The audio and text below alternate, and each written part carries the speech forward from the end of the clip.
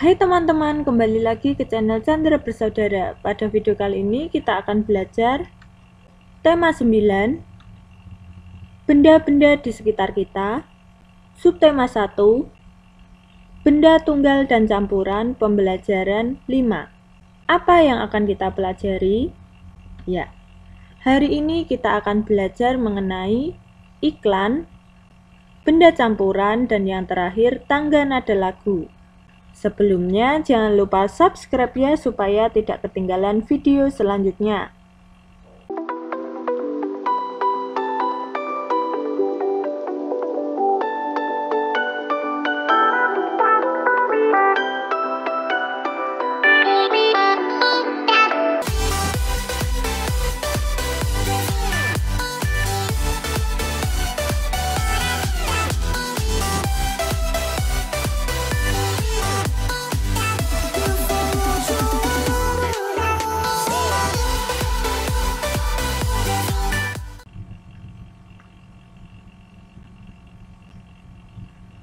Suatu hari, keluarga Lani berkeliling kota dengan mengendarai mobil.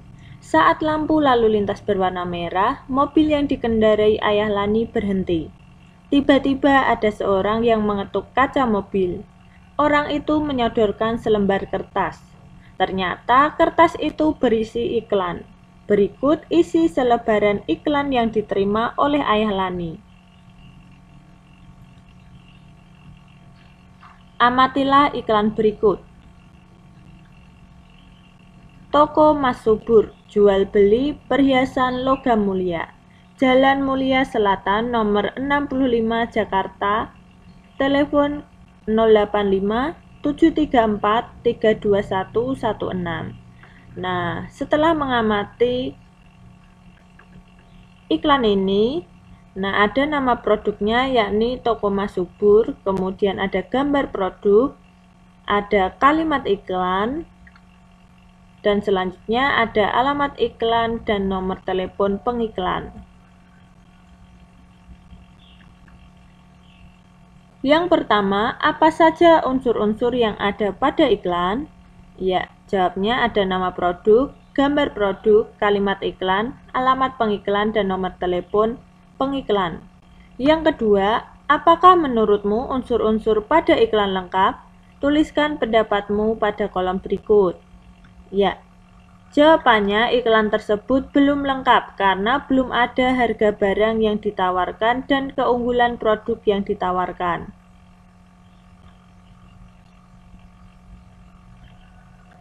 Agar dapat menarik perhatian khalayak, iklan dalam media cetak memiliki ciri-ciri bahasa sebagai berikut.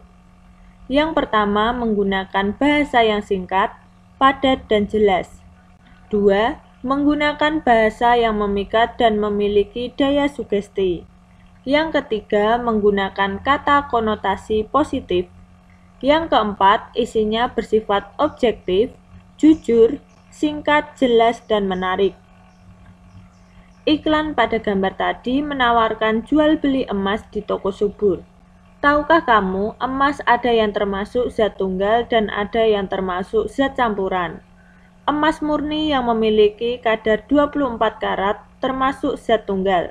Sedangkan emas yang sudah dicampur dengan logam tembaga memiliki kadar 22 karat, 20 karat atau 18 karat.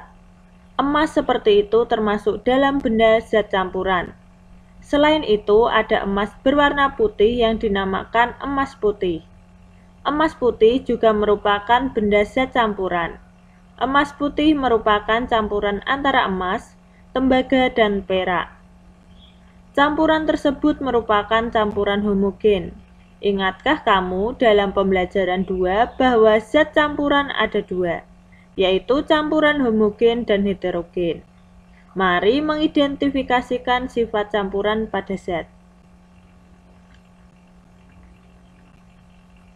Mengidentifikasi sifat campuran. Sebelumnya kita telah mempelajari tentang zat tunggal dan zat campuran. Kita juga telah berlatih untuk membedakannya. Sekarang kita akan berlatih mengidentifikasi sifat zat campuran. Ikuti langkah kerjanya dengan baik dan hati-hati. Langkah kerja. Yang pertama, sediakan gelas plastik, sendok, air, gula, minyak, pasir, dan pewarna merah. Yang kedua, buatlah campuran sesuai tabel berikut, lalu catat hasil pengamatanmu. Yang ketiga, berilah tanda centang pada kolom yang sesuai dengan hasil pengamatanmu. Nah, disajikan dalam bentuk tabel yang berisi nomor gelas, komponen penyusun, tercampur sempurna atau tidak tercampur sempurna. Yang pertama, air dan gula. Ya, dicentang tercampur sempurna karena tidak dapat dibedakan air dan gula sehingga tercampur secara sempurna. Kemudian yang kedua, air dan minyak.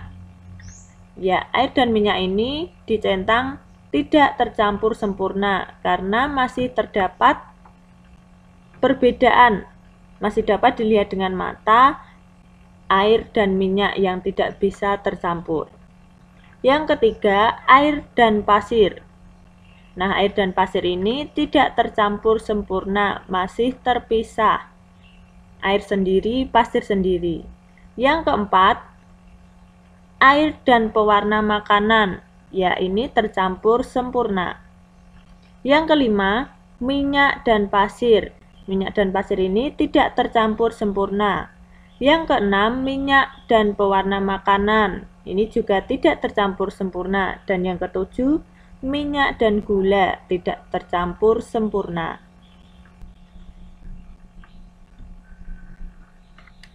Kemudian pertanyaan selanjutnya, yang A, campuran manakah yang tercampur sempurna? Yang B, campuran manakah yang tidak tercampur sempurna?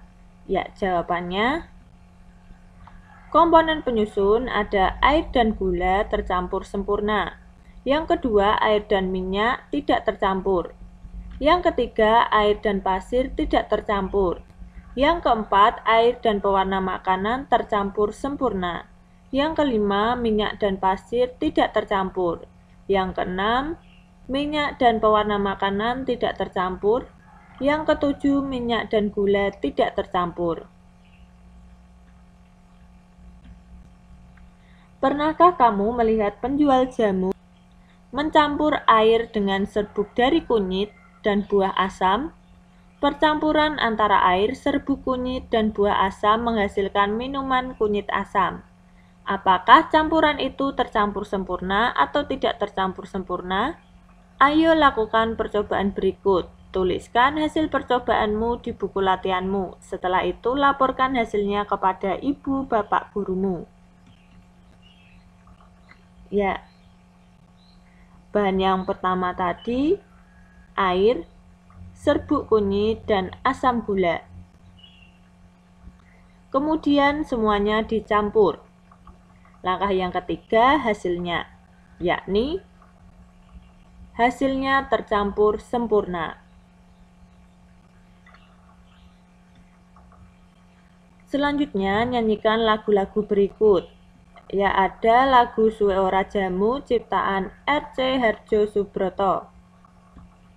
Pada pembelajaran sebelumnya, kamu telah mengetahui tangga nada diatonis mayor dan minor. Sekarang kamu akan mempelajari tangga nada pentatonis. Tangga nada pentatonis adalah jenis tangga nada terdiri atas 5 nada. Berikut adalah nadanya.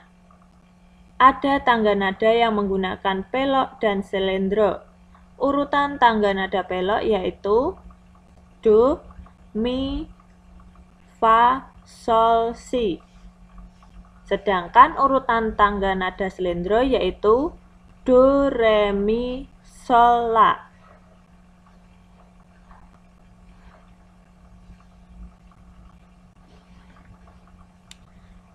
Kemudian ada lagu Lir-Ilir.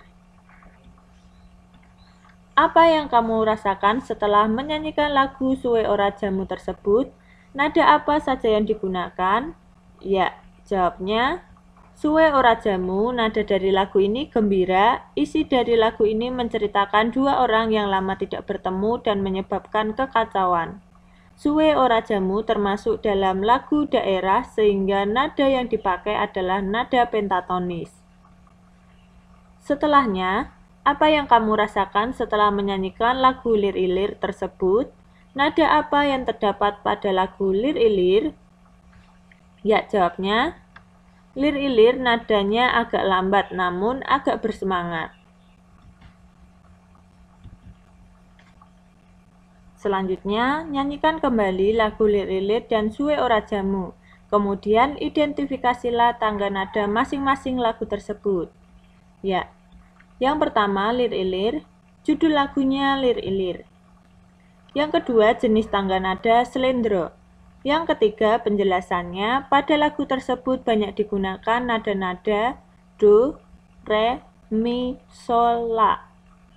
Sedangkan pada lagu Suwe Ora Jamu, judul lagunya Suwe Ora Jamu, jenis tangga nadanya pelok.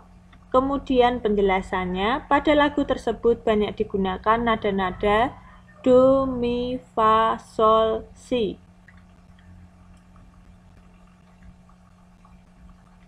Dengarkan lagu-lagu pentatonik lainnya selain dua lagu itu. Kemudian tuliskan judul lagu yang telah kamu dengarkan, jenis tangga nadanya, dan berikan penjelasan mengenai lagunya. Nah, sebagai contoh, Cing Cangkeling dari Jawa Barat.